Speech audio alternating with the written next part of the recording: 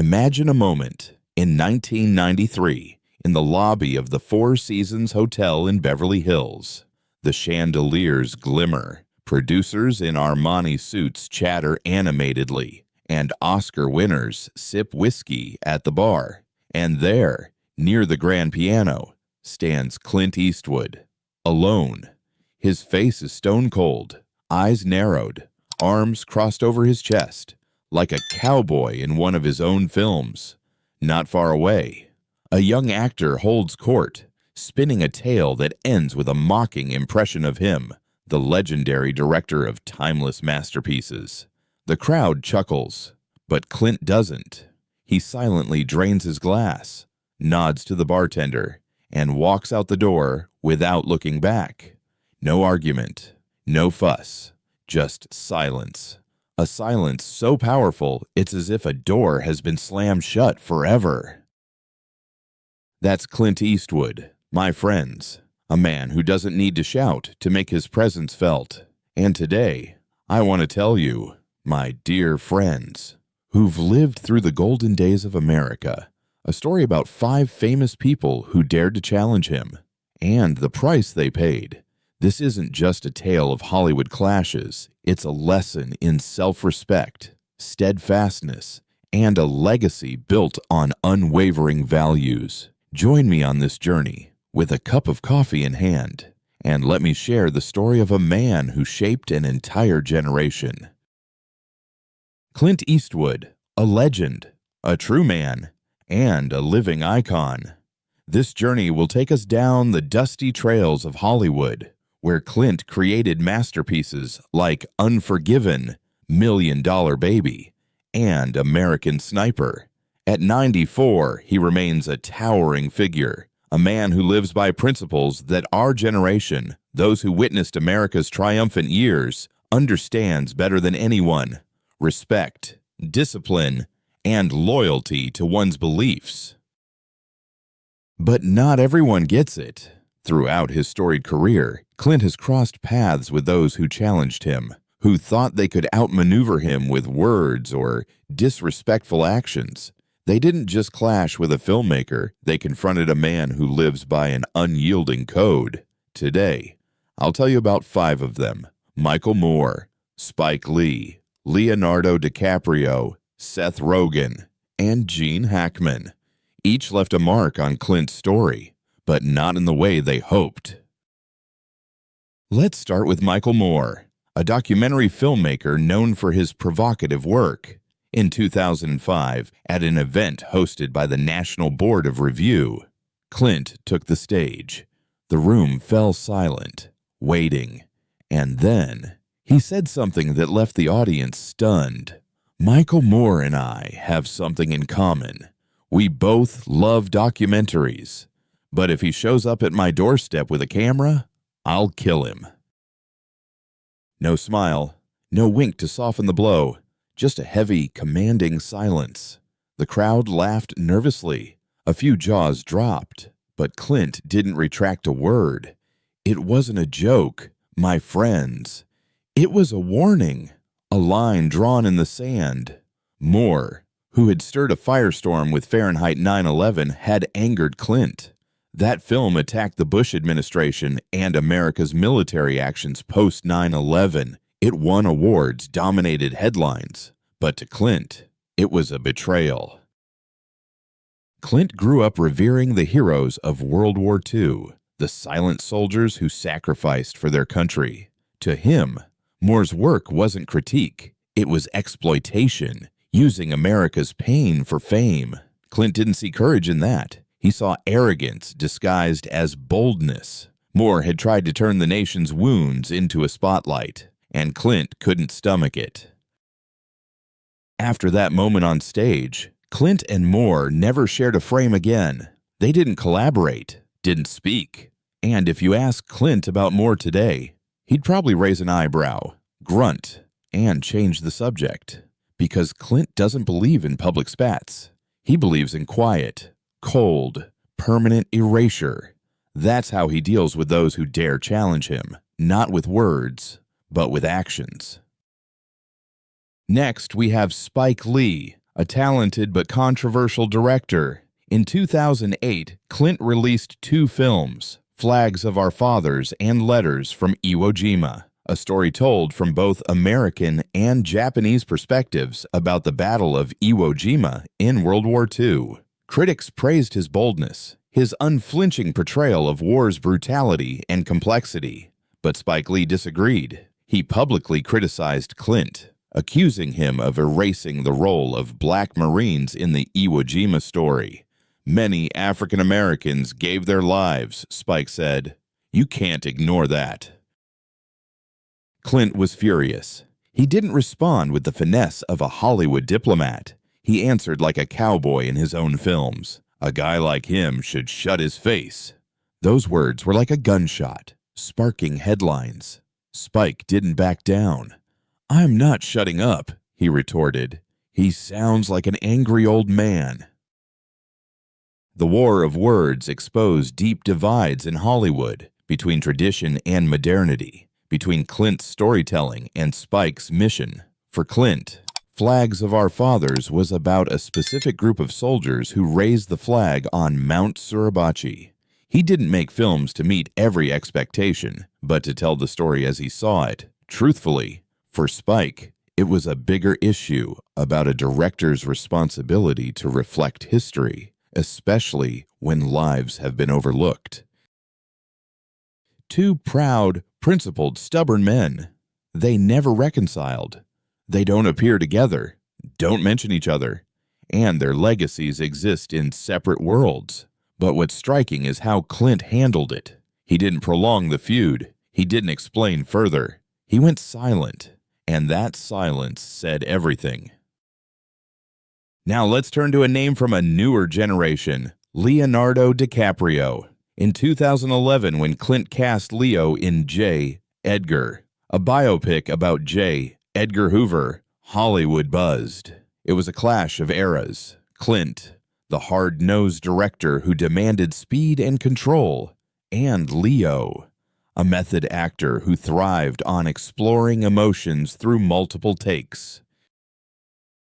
But from day one, tension simmered. Clint is famous for his one-take directing style. Minimal rehearsal, minimal prep, shoot, and move on. That's his way. Fast, instinctive, efficient. Leo was the opposite. He wanted multiple takes, asked questions, dug deep into his character's psyche. While Leo sought nuance, Clint was calling. Cut. Next. There were no loud arguments, no walkouts, but the set was taut as a tightrope. One crew member described it as a racehorse trying to run in cowboy boots. Leo tried to adapt, but Clint didn't budge. The film was completed, released, and then silence. No second collaboration, no praise in interviews. Clint, who often reuses actors he respects like Morgan Freeman or Bradley Cooper, never called Leo back.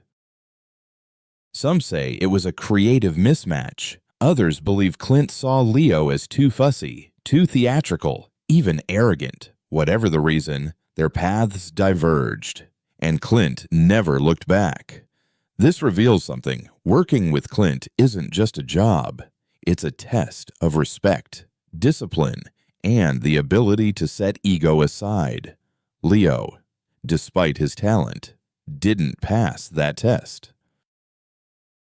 Next up is Seth Rogen, a comedian who made the mistake of publicly mocking Clint. In 2014, when American Sniper hit theaters, the film about Navy SEAL sniper Chris Kyle took the world by storm.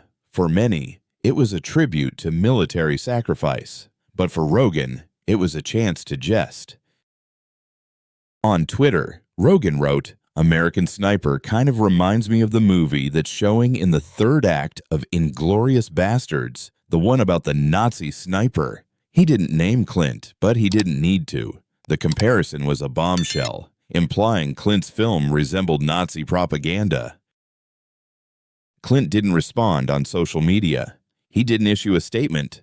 He stayed silent. But those close to him said he was livid, not just at the insult, but at its public nature. To Clint, It wasn't just disrespectful, it was cowardly. A cheap shot followed by a retreat. Rogen later tried to backtrack, claiming he didn't mean the comparison, but the apology never reached Clint's ears. Clint never mentioned Rogen again, never worked with him, and reportedly asked for Rogen's name to be scrubbed from any future casting lists. For Clint, disrespect is unforgivable, especially from someone who treats everything as a punchline. But this also shows the power of silence. Clint didn't need to tweet a comeback. He let his actions speak. Finally, we come to Gene Hackman, a peer, a man of Clint's caliber. In 1992, they starred together in Unforgiven, a film that redefined the Western genre and won Oscars. On screen, they were electric, crafting a masterpiece that left the world in awe. But behind the scenes, it was a quiet storm. Clint ran his set with control and respect. He gave actors freedom but demanded discipline. Hackman was different, blunt, fiery, and famously difficult. From the first week, whispers of trouble spread. Hackman didn't take direction easily. He interrupted Clint, challenged scene setups, demanded dialogue changes. An assistant recalled a moment during a key scene when Hackman stopped mid-take, turned to Clint, and said, "This line doesn't work. I'm not saying it." Clint didn't argue, he just stared, then replied in a low, icy voice, "You'll say it." No public spat, but the tension hung like a storm cloud. They finished the film, won their Oscars, but it was their last collaboration. Clint didn't invite Hackman back, never spoke of him as a favored colleague. When asked about Unforgiven, he'd mention Morgan Freeman, Richard Harris, but rarely Hackman. Insiders say their respect was real, but the relationship was irreparable. Too much ego, too much friction. In Clint's world, that meant one project together, and no more. My dear friends, Clint Eastwood's story isn't just about conflicts. It's about a man who lives by a code our generation understands. It's about hard work, keeping your word, and never letting ego trump self-respect. Clint isn't just an actor or director. He's the embodiment of the values we cherish: integrity, courage, and humility. I once heard a story from someone who worked with Clint in the 90s. He said when he met Clint, he shook his hand and said, "It's an honor to meet you." Clint replied instantly, "The honor's mine." Simple, direct, but deeply sincere. That's Clint Eastwood, a man who doesn't need fanfare but always makes you feel respected. Another person, a UCLA student, shared that he met Clint at an early screening of Unforgiven. Despite a student provoking him about the film's use of violence, Clint stayed calm, answered every question with patience, and happily signed autographs for everyone. That's the mark of a true gentleman, a man unshaken by criticism. Clint didn't just make movies. He built legacies, from Rawhide on 1950s television to The Good, The Bad, and the Ugly, from Dirty Harry to Gran Torino. He shaped how we view courage, sacrifice, and humanity. He even composed music for some of his films, a talent few know about. At 94, Clint remains an icon. He's proof that Hollywood, at one time, produced giants. He's a man of our generation, the generation that saw America rise through great challenges, from wars to social upheavals. He represents the best of America: honesty, resilience, and faith in one's work. But what makes Clint special isn't just his talent. It's how he treats others. Those who've worked with him say he listens, always wanting you to bring something unique. He doesn't direct by dictating, but by inspiring. He believes you were hired for a reason, and he wants you to shine in your own way. Yet he has no tolerance for disrespect. The 5 men we've discussed, Moore, Lee, DiCaprio, Rogen, and Hackman, learned that the hard way. They didn't just challenge a director. They challenged a man who lives by unyielding principles. And when you cross that line, Clint doesn't argue. He doesn't yell.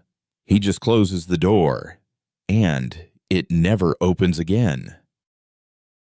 My dear friends, as I tell this story, I can't help but think of the values Clint represents. In a world where everything seems to change too fast, where words can be twisted and actions misunderstood, Clint is a reminder that some things never change: self-respect, honesty, and steadfastness. So, what do you think? Was Clint right to stay silent against those who challenged him, or did some of his grudges go too far? I want to hear your thoughts. Leave them in the comments, and I promise to read every word. Thank you, my dear friends, for joining me on this journey. If you want to hear more stories from Hollywood's golden age, hit that subscribe button and turn on notifications, because for every name Clint couldn't tolerate, there are those he quietly admired, like Morgan Freeman, like Richard Harris, and I'll share their stories with you soon. Until next time, live well, as Clint Eastwood has his entire life. Hold fast to your values, as he did, and always remember, a true man doesn't need to shout to be heard.